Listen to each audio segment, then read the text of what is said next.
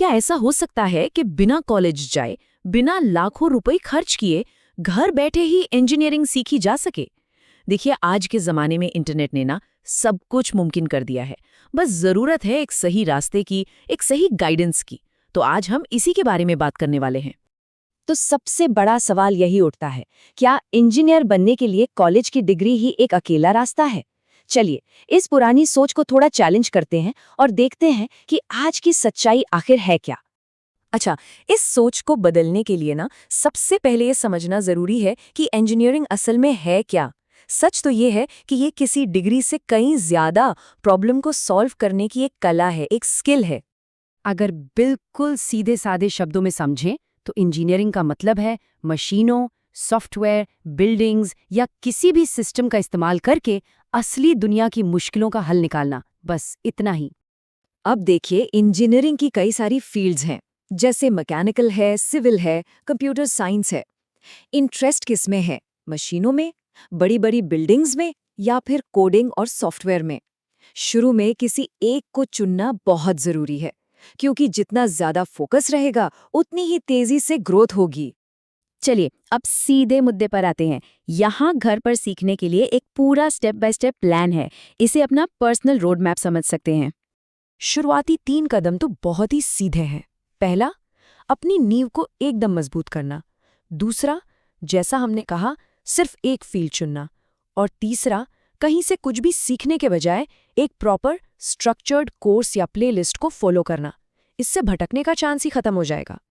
और हाँ, एक बहुत जरूरी बात, मैथ और साइंस ये इंजीनियरिंग की रीढ़ की हड्डी हैं। अगर ये नींव ही कमजोर रह गई तो आगे सब कुछ बहुत मुश्किल लगेगा। तो इस स्टेप को तो भूलकर भी स्किप नहीं करना है। और अच्छी बात यह है कि आज के टाइम में सीखना पहले से कहीं ज़्यादा आसान है। YouTube पर ढेरों ट्यूटोरियल्स हैं, कई सारे फ्री ऑनलाइन कोर्सेज हैं, एजुकेशनल वेबसाइट्स हैं और ख़ास तौर पर बनाई गई प्लेलिस्ट भी हैं। मतलब सारा ज्ञान उंगलियों पर मौजूद है। अब आते हैं सबसे सबसे ज़रूरी हिस्से पर।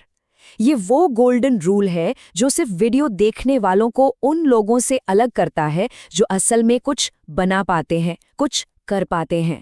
स्क्रीन पर ये जो 70% का नंबर दिख रहा है ना, यही कामयाबी का असली राज हो सकता है। ये है 70-30 का नियम। मतलब अपने सीखने का 70% टाइम चीज़ों को बनाने में, प्रैक्टिस करने में लगाना है और सिर्फ 30% टाइम थ्योरी पढ़ने या वीडियो देखने में। क्योंकि सिर्फ देखते रहने से बात नहीं बनेगी, असली सीख तो करने से ही मिलती है। इस एक फॉर्मूले को हमेशा याद रखना है, गलती इज इक्वल टू लर्निंग। जब प्रैक्टिस करेंगे तो गलतियां भी होंगी और हर गलती सीखने का एक नया मौका होती है। असली प्रोग्रेस यहीं से होती है। तो पॉइंट ये है कि जितनी जल्दी हो सके सिर्फ थ्योरी से निकलकर कुछ बनाने की तरफ बढ़ना है। छोटे छोटे प्रोजेक्ट्स बनाना शुरू कर देना है। यहीं से असली स्किल और कॉन्फिडेंस दोनों बनते हैं।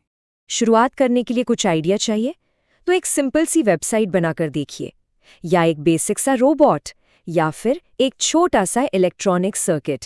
यही छोटे छोटे प्रोजेक्ट्स आगे चलकर बड़ी कामयाबी का रास्ता बनाते हैं। ठीक है, तो स्किल्स सीख ली, प्रैक्टिस भी कर ली।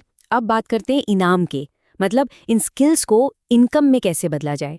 देखिए, पैसे कमाने के मोटे मोटे 4 रास्ते हैं। या तो फ्रीलांसिंग कर सकते हैं, या फिर कंटेंट बना सकते हैं, इंटर्नशिप या जॉब कर सकते हैं, या फिर अपने डिजिटल प्रोडक्ट्स बेच सकते हैं। फ्रीलांसिंग में तो आप सीधे क्लाइंट्स के लिए काम करते हैं और हर प्रोजेक्ट के हिसाब से पैसे कमाते हैं। वहीं कंटेंट क्रिएशन में आप अपनी सीखने की जर्नी को लोगों के साथ शेयर करते हैं, एक ऑडियंस बनाते हैं और फिर एड्स या स्पॉन्सरशिप से कमाते हैं। ऑनलाइन इंटर्नशिप से किसी कंपनी में काम करने का अच्छा एक्सपीरियंस मिलता है और ये फुल टाइम जॉब का एक सीधा रास्ता हो सकता है। दूसरी तरफ डिजिटल प्रोडक्ट्स बनाने का मतलब है कि अपने ज्ञान को एक बार पैक किया और फिर उसे बार बार बेचकर पैसिव इनकम कमाई। लेकिन हाँ, एक रियलिटी चेक भी जरूरी है। पहले दिन से ही कमाई शुरू नहीं हो जाएगी। पहले 1 से 3 महीने तो सिर्फ स्किल्स बनाने पर फोकस करना होगा। फिर 3 से 6 महीनों में जाकर कुछ रिजल्ट्स और शायद पहली कमाई दिखनी शुरू हो सकती है। चलिए, अब आखिरी और सबसे जरूरी बात पर आते हैं। इन सब में वो एक चीज क्या है जो सबसे ज्यादा मायने रखती है? सिर्फ एक शब्द में कहूं तो कंसिस्टेंसी, यानी लगातार लगे रहना। ये जो 90% का आंकड़ा है ना, ये थोड़ा चौंकाने वाला है, लेकिन यही बताता है कि ज्यादातर लोग कामयाब क्यों नहीं हो पाते। होता क्या है कि 90% लोग 15 दिन के अंदर ही हार मान लेते हैं। कामयाबी और नाकामी के बीच का जो असली फर्क है वो रोज की जाने वाली छोटी छोटी कोशिशें ही हैं, चाहे वो कितनी भी छोटी क्यों ना हो। तो बस ये याद रखना है, रोज थोड़ी थोड़ी तरक्की, बड़ी कामयाबी। ये सफर एक मैराथन जैसा है, 100 मीटर की रेस नहीं। बस छोटे छोटे लगातार कदम उठाते रहने हैं और मंजिल तक पहुंचना तय है। अब सवाल बस इतना है कि पहला कदम उठाने की तैयारी है या नहीं।